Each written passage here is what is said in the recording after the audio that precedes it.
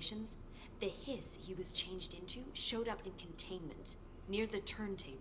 I'll take care of it. That thing's not getting away this time.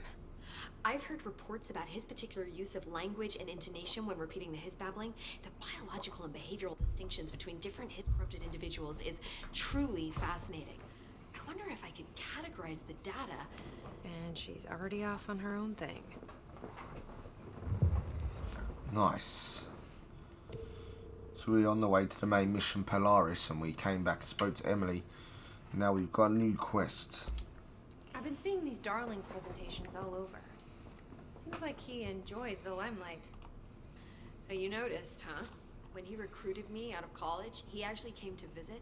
He interrupted my physics course by shouting, not quite, Professor, and then marching down to the front of the class where he proceeded to berate the very idea of laws of thermodynamics. He's been a showboat all his life. Darling visited you in college? Yeah, he read a paper I'd published, came to recruit me for the Bureau. I accepted and then spent years waiting for access to the confidential research that Darling promised me. And whenever I ask about my access level, he just mumbles that it's temporarily postponed and then changes the subject to the effect of entropy on luck. I wonder who else Darling hid his work from. Marshall? Trench? Have you learned anything about Dylan's condition? Only that he's definitely hiss, but I guess his chanting made that pretty obvious. You know, interestingly, the words of the hiss incantation have an average length of 4 letters. The most common word used 7 times is want.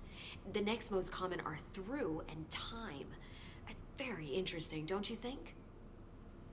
I don't care about the words. What about my brother? Right. Sorry, I got a little off track. Well, strangely, his tissue samples all look healthy, unlike the other hiss I've tested. That's good news. Right? I wanted to talk to you about the crazy things I can do. My abilities. I get the sense that they're not very usual around here. Well, usual and unusual aren't really benchmarks at the Bureau, but for some perspective, Director Northmore once used the floppy disk to send a bowling ball 6 yards through the air, and that was considered a huge deal. So compared to that, you are most certainly an outlier. An outlier. I like the sound of that. I should get going. Alright, Let me hold you up. so locate his corrupted Tommasi. Should be able to tell where he is. Outfits.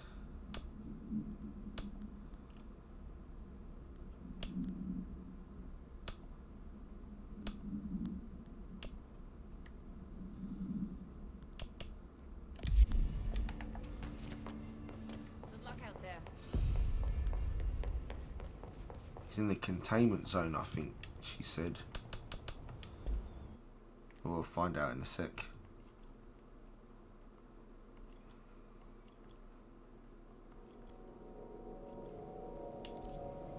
Yep, so we'll get to the turntable.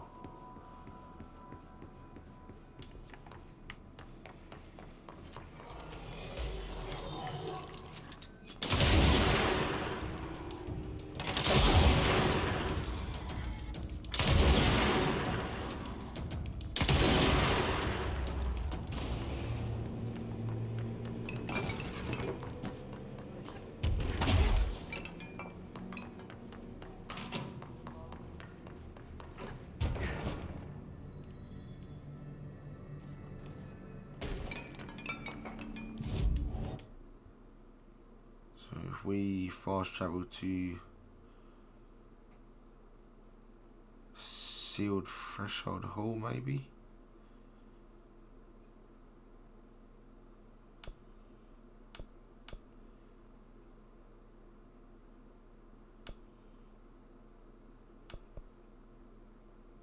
Oh no.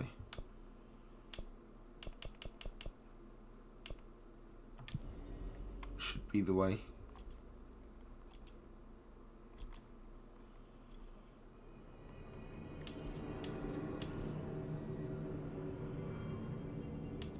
Alright, let's go.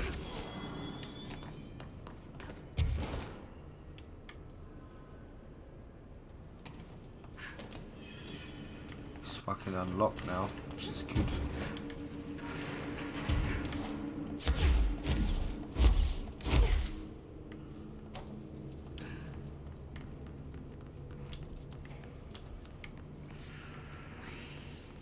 There you are.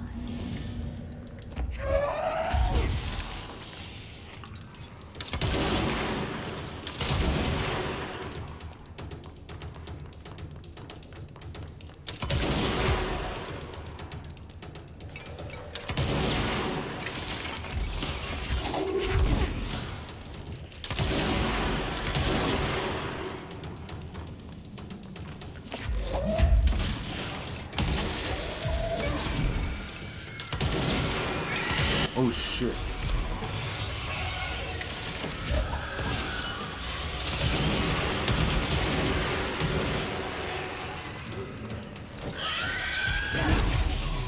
It's not good. Fuck it.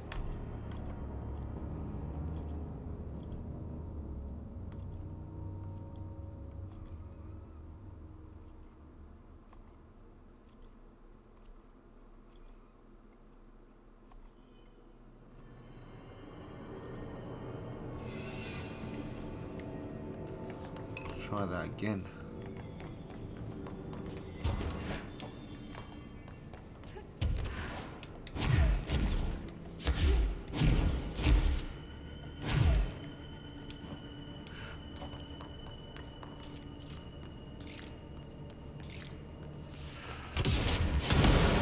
There you are.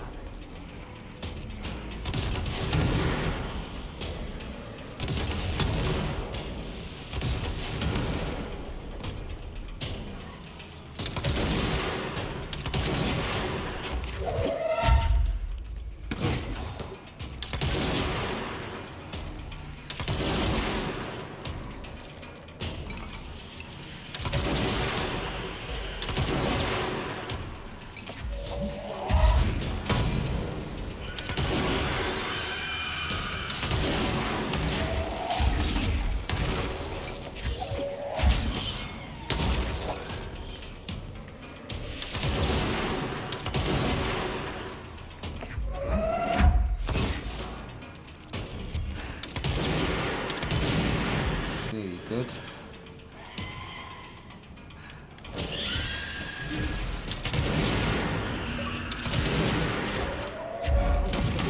Start with the patients.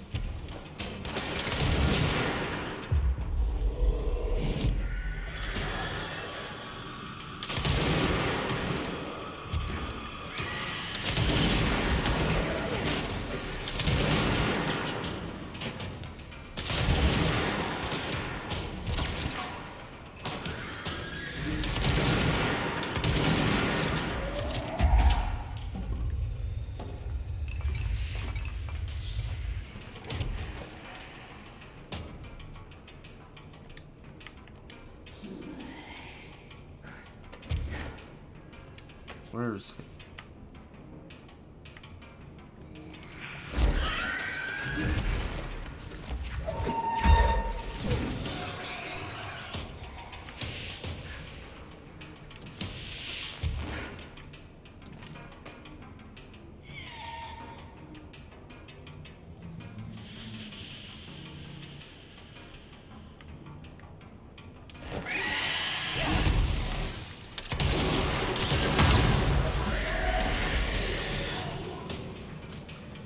We're in big trouble.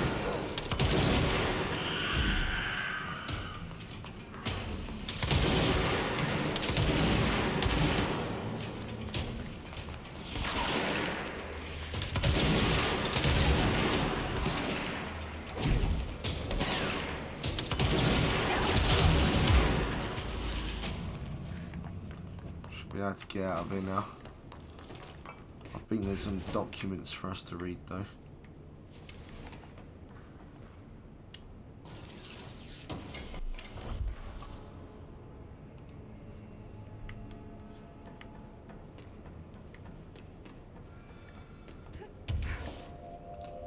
Right, looking for documents to read.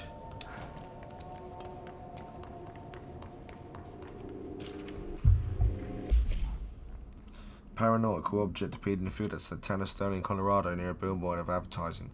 No civilians were injured, though a family dog is reported as missing since the event. Local authorities arrived on the scene and began issuing orders over a monitored line of communication using several watchwords flagged by the Bureau. Bureau agents from the regional office were dispatched and arrived 2 hours after local police. The situation was contained and analysis began. Bureau research staff arrived next day and examined the object. After days of evaluation, the object was lifted into an enclosed truck with built-in black rock panels and relocated to Bureau headquarters via the subway transit system leading into Oldest House.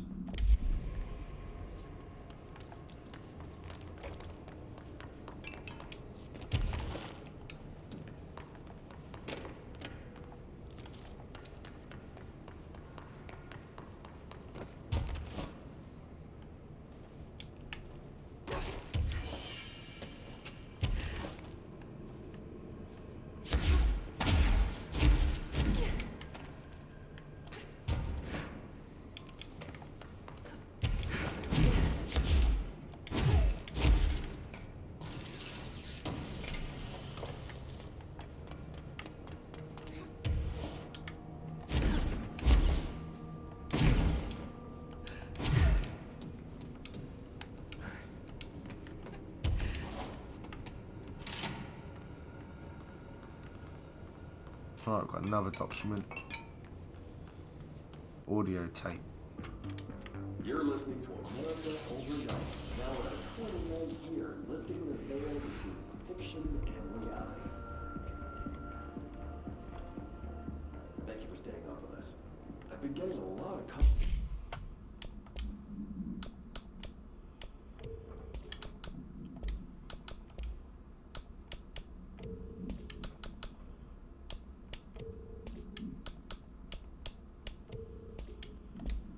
about this meteor in Sterling, Colorado. There were reports of a large spherical container that crash landed in a field outside town. Some government people reportedly took it away. Now, we happen to broadcast from Colorado, and Sterling isn't far. I drove down myself to check it out with members of the America Overnight team. I don't need to tell you, it wasn't long before we found pieces of metal debris scattered in a field. Listeners, this is yet another instance of an unidentified flying object, or UFO, entering our airspace and crashing. That the government took away the evidence under cover of darkness only compounds the fact that these are more than likely visitors from beyond our planet, or dare I say, solar system. Head on over to our website to see pictures of the spacecraft pieces we uncovered. And while you're doing that, our sponsors would like your ear. America Overnight, we'll be right back. Right. Let's read this document.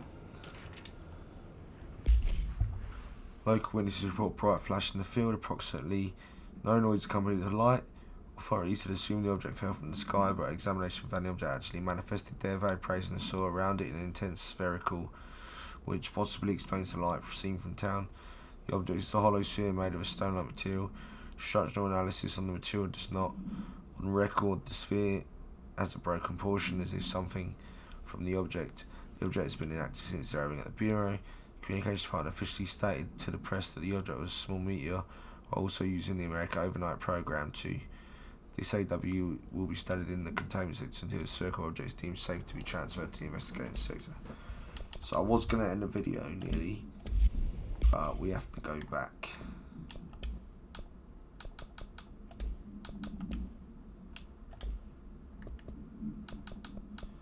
I'll go back to Emily now.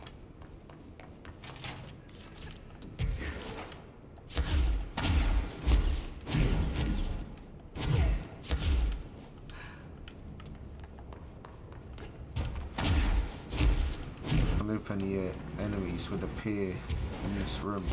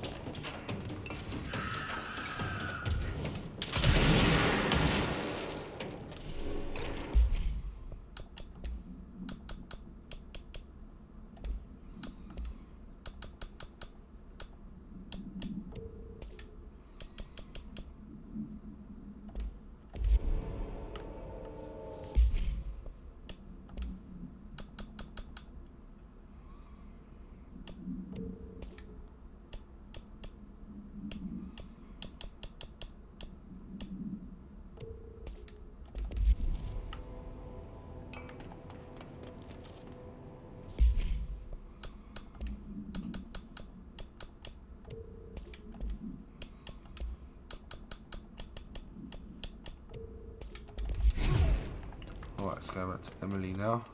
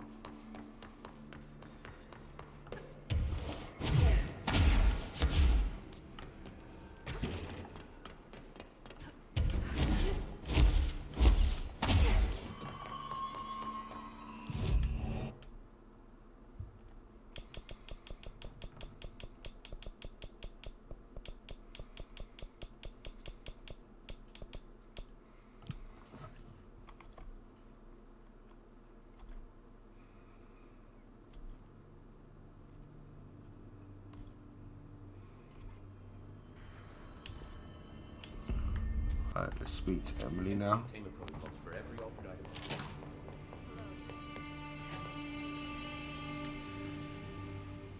I took care of the Tommasi problem. Sorry, I forget he was a coworker. Don't apologize. That wasn't the real Tommasi. He died when the hiss got him. You're right. I just didn't want to be insensitive. Sentimentality is a weakness in situations like these, Jesse. That's Bureau 101. I don't think Emily's in danger of being called sentimental. So, like, comment, subscribe if you enjoyed that. Don't let If me hold not, you up. go fuck yourself. I'll see you.